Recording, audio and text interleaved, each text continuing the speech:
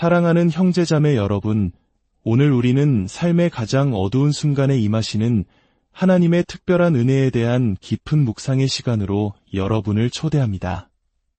이 말씀이 여러분의 마음에 큰 위로와 힘이 되기를 소망합니다.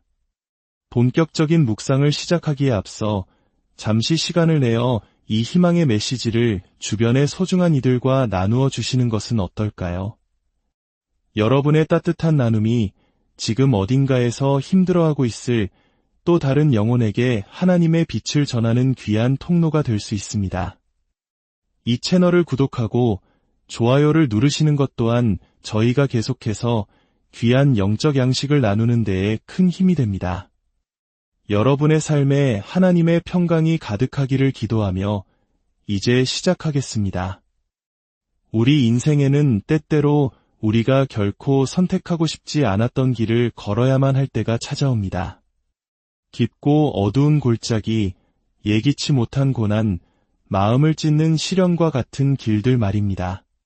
하지만 바로 그 순간, 그 고통의 길을 통과하는 사람만이 발견할 수 있는 아주 특별한 은혜가 있습니다. 이것은 예언적인 선포이자 성경 전체를 관통하는 진리입니다. 당신이 마주한 그 역경은, 당신이 결코 원치 않았던 그 고통은 사실 하나님께서 당신에게 부어주실 더 큰 은혜의 통로, 즉 접근점이 됩니다. 당신의 삶에 닥쳐온 시련을 모두 통과하고 난 뒤 사람들은 당신에게 물을 것입니다. 대체 어떻게 그 힘든 시간을 견뎌냈습니까? 그럴 때 당신은 아마 이렇게밖에 대답할 수 없을 것입니다. 저도 잘 모르겠습니다. 그저 하나님께서 그 모든 것을 감당할 수 있는 은혜를 주셨습니다. 그렇습니다. 우리에게는 그것을 감당할 은혜가 있습니다. 지금 마음속으로 그리고 입술로 선포해 보십시오. 나에게는 이겨낼 은혜가 있다. 지금 칠흑 같은 터널을 지나고 있다 할지라도 기억하십시오. 당신에게는 그 터널을 통과할 은혜가 있습니다. 만약 하나님께서 당신을 어떤 길로 이끄신다면 그분은 반드시 그 길을 걸어갈 힘과 은혜도 함께 보장해 주십니다. 주님께서는 결코 감당할 수 없는 시험을 허락하지 않으십니다. 그러므로 만약 당신이 이전에 한 번도 겪어보지 못한 시련을 겪고 있다면 그것은 당신이 이전에 한 번도 받아보지 못한 새로운 차원의 은혜를 받을 준비가 되었다는 신호입니다. 이전에는 상상조차 할 수 없었던 기름 부으심이 당신의 머리 위로 넘치도록 부어질 것입니다. 하나님께서 바로 이 순간 당신을 그분의 은혜로 가득 채우실 것입니다. 우리가 겪는 고난은 사건일 뿐 우리의 거주지가 아닙니다. 사망의 음침한 골짜기는 우리가 잠시 지나가는 통로이지 우리가 평생 머물며 주소를 등록해야 할 곳이 아닙니다. 그러니 누구에게도 당신의 고통을 영원한 주소지로 알려주지 마십시오. 내년 이맘때쯤 당신은 더 이상 그 골짜기에 있지 않을 것이기 때문입니다. 우리는 그곳을 걸어서 통과하고 있기 때문입니다. 시편 23편에서 다윗 왕이 고백했던 것처럼 바로 이 믿음이 우리로 하여금 사망의 골짜기 한가운데서도 라고 외치게 만드는 놀라운 은혜의 원천입니다. 한번 생각해 보십시오. 청구서가 연체되고 관계가 깨어지고 건강에 문제가 생겼을 때 라고 외치는 사람이 어디 있겠습니까? 세상의 눈으로 보면 그것은 비상식적인 일입니다. 하지만 다윗은 바로 그런 상황 속에서 믿음으로 라고 선포했습니다. 이번 한 주 당신을 절망의 골짜기에 가두려는 악한 영들을 혼란에 빠뜨려 보지 않으시겠습니까? 나쁜 소식을 전하는 전화가 걸려왔을 때 잠시 통화 버튼을 음소거하고 조용히 외쳐보십시오. 과거의 아픈 기억이 당신을 짓누를 때, 예를 들어 몇 달 전 당신의 곁을 떠난 사람 때문에 평생 홀로 남을 것 같은 두려움에 사로잡혔던 그 순간을 떠올려 보십시오. 그리고 이제 하나님의 기름 부으심이 당신의 머리에 임하여 당신의 생각을 새롭게 하시도록 기도하십시오. 그리고 깨달으십시오. 만약 그것이 진정 내게 허락된 것이었다면 어떻게든 이루어졌을 것이다. 하지만 그것이 떠나갔다면 머무를 수 없는 것이었을 뿐이다. 그리고 선포하십시오. 예수님께서 나사로의 무덤 앞에 서셨을 때를 기억하십니까? 그분은 그가 죽었다. 그리고 나는 기쁘다 라고 말씀하셨습니다. 사랑하는 친구의 죽음 앞에서 어떻게 기뻐할 수 있었을까요? 왜냐하면 예수님께서는 그 죽음이라는 절망적인 사건을 통해 이전에 아무도 본 적 없는 하나님의 영광과 부활의 능력을 보여주실 것을 알고 계셨기 때문입니다. 사랑하는 여러분, 지금 당신이 지나고 있는 골짜기 때문에 기뻐하라는 것이 아닙니다. 그 골짜기를 지나는 당신에게 지금 이 순간 부어지고 있는 그리고 앞으로 부어질 하나님의 놀라운 은혜를 기대하며 기뻐하십시오. 그리고 믿음으로 외치십시오. 나는 두려워하지 않으리라. 눈물로 씨를 뿌리는 자는 반드시 기쁨으로 단을 거둘 것입니다. 오늘은 주께서 지으신 날입니다. 혹자는 이렇게 말할지도 모릅니다. 어떻게 사람들의 고통을 그렇게 가볍게 이야기할 수 있습니까? 저는 결코 여러분의 고통을 가볍게 여기는 것이 아닙니다. 다만 당신의 삶에 내리는 그 비를 바라보는 관점을 바꾸도록 돕고 싶은 것입니다. 당신을 떠나간 그 낙엽과 같은 존재가 어쩌면 당신의 영혼의 새로운 계절을 위한 자양분이 될 수 있음을 알려드리고 싶은 것입니다. 나는 지금 고난을 통과하고 있습니다. 하지만 내가 겪고 있는 이 과정이 당신을 속이게 두지 마십시오. 나는 고난을 통과하고 있지만 내 영혼은 메마르지 않았습니다. 나는 고난을 통과하고 있지만 내게 살아있는 간증이 있습니다. 나는 고난을 통과하고 있지만 하나님께서 나와 함께 말씀하고 계십니다. 나는 이 골짜기를 홀로 걷는 것이 아닙니다. 내가 사망의 음침한 골짜기를 다닐지라도 주께서 나와 함께 하십니다. 시편 23편 5절을 보면 무언가가 넘쳐 흐른다고 기록되어 있습니다. 바로 내 잔입니다.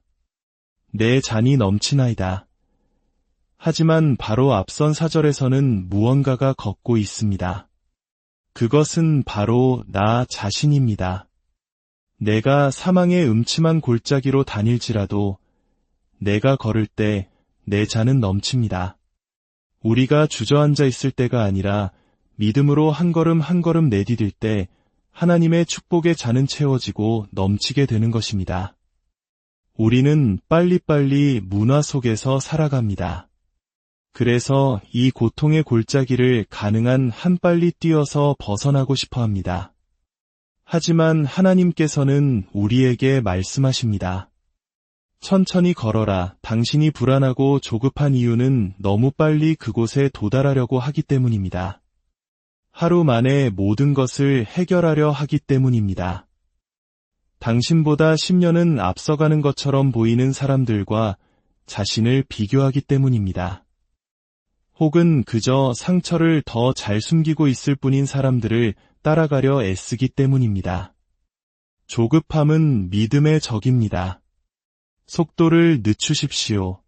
세상의 소음을 잠시 끄고 주님과 함께 그 골짜기를 걸어 통과하십시오. 골짜기에서 뛰쳐나가 다른 것으로 도피하려 할 때 우리는 그 과정을 통해 더 강해질 수 없습니다. 고난을 통과하지 않으면 지혜와 축복이 넘쳐 흐를 수 없습니다. 이것이 바로 하나님 공급의 역설입니다. 하나님과 함께 연약함을 통과하는 경험 없이는 다른 사람에게 나누어 줄 지혜를 얻을 수 없습니다. 악한 원수는 당신에게 거짓말을 해왔습니다. 당신이 마주한 골짜기와 그림자, 그리고 식탁에 둘러앉은 원수들이 당신 인생의 끝이라고 속삭여왔습니다. 하지만 그것은 결코 끝이 아닙니다. 시편 23편에는 골짜기, 그림자, 그리고 원수라는 고난의 상징들이 등장합니다. 내가 사망의 음침한 골짜기로 다닐지라도 해를 두려워하지 않을 것은 주께서 나와 함께 하심이라. 주의 지팡이와 막대기가 나를 안위하시나이다. 하나님의 지팡이는 길 잃은 나를 다시 이끌어주시는 도구이며 그분의 막대기는 나를 삼키려 위협하는 모든 것들을 물리치시는 능력의 도구입니다. 우리에게는 이 두 가지 모두가 필요합니다. 하나님은 어떤 사건을 통해 우리를 그분께로 돌이키시고 또 어떤 사건을 통해 늑대와 같은 위험으로부터 우리를 보호하십니다. 선하신 목자이신 하나님, 그분의 정체성이 바로 내 삶의 모든 사건을 바라보는 렌즈가 되어야 합니다. 그리고 그 믿음이 확고해질 때 비로소 내 잔은 넘치기 시작합니다. 그런데 그 잔은 어디에 있습니까? 식탁 위에 있습니다. 그 식탁은 어디에 있습니까? 우리는 흔히 이 모든 고난이 끝나고 나면 모든 것이 좋아질 것이라고 오해합니다. 지금은 힘들지만 내년에는 내 해가 될 거야. 하지만 우리는 그런 말을 수십 년째 반복해왔을지도 모릅니다. 진정한 축복은 고난이 끝난 후에 오는 것이 아니라 바로 지금 이 순간 고난의 한가운데서 경험하는 것입니다. 다윗은 고백했습니다. 내 잔은 사망의 골짜기 그늘 아래 내 원수들의 면전에서 차려진 식탁 위에서 넘쳐 흐른다. 이것이 핵심입니다. 당신의 축복의 식탁은 원수들이 모두 사라진 안전한 곳이 아니라 바로 그 원수들이 당신을 둘러싸고 지켜보는 그 한가운데 차려집니다. 오늘 말씀에 등장한 세 가지 역경의 상징, 즉 골짜기, 그림자, 원수. 이것들은 모두 고난을 의미합니다. 하지만 주님께서는 제게 새로운 통찰을 주셨습니다. 이 모든 역경은 사실 하나님의 영광을 위한 광고라는 사실을 말입니다. 골짜기가 존재하려면 반드시 양쪽에 두 개의 산이 있어야 합니다. 하나는 내가 넘어온 산, 즉 하나님께서 지난날 내게 베푸셨던 승리의 기억입니다. 그리고 다른 하나는 내가 앞으로 올라갈 산, 즉 나의 다음 간증이 될 곳이자 내가 더 큰 영향력을 발휘하게 될 새로운 차원의 자리입니다. 그림자가 있다는 것은 반드시 빛이 존재한다는 증거입니다. 그림자가 짙을수록 그 빛은 더욱 강렬하다는 뜻입니다. 그리고 당신 앞에 원수들이 있다는 것은 곧 당신을 위해 싸우시고 보호하시는 전능하신 하나님이 계시다는 가장 확실한 광고입니다. 그러므로 사랑하는 여러분, 당신의 골짜기를 보며 절망하지 마십시오. 그것은 당신을 더 높은 산으로 인도하는 과정입니다. 당신의 삶에 드리운 그림자를 두려워하지 마십시오. 그것은 당신 곁에 빛으로 계신 주님을 증거합니다. 당신을 둘러싼 원수들로 인해 낙심하지 마십시오. 그것은 당신을 위해 풍성한 식탁을 차리시고 당신의 잔을 넘치게 채우시는 하나님의 능력으론 세상에 보여줄 기회입니다. 주님, 지금 이 순간에도 인생의 깊은 골짜기를 홀로 걷고 있는 당신의 자녀들을 위해 기도합니다. 그들이 혼자가 아님을 알게 하시고 이 모든 과정이 더 큰 은혜를 향한 통로임을 깨닫게 하여 주시옵소서. 주님의 지팡이와 막대기로 그들을 안위하시고 원수의 목전에서 베푸시는 놀라운 잔치를 경험하게 하옵소서. 그리하여 마침내 눈물로 뿌린 씨앗들이 기쁨의 열매로 거두어지고 당신의 잔이 넘치도록 채워지는 축복이 오늘 이 말씀을 듣는 모든 이들의 삶 가운데 함께하기를 우리 주 예수 그리스도의 이름으로 간절히 기도합니다.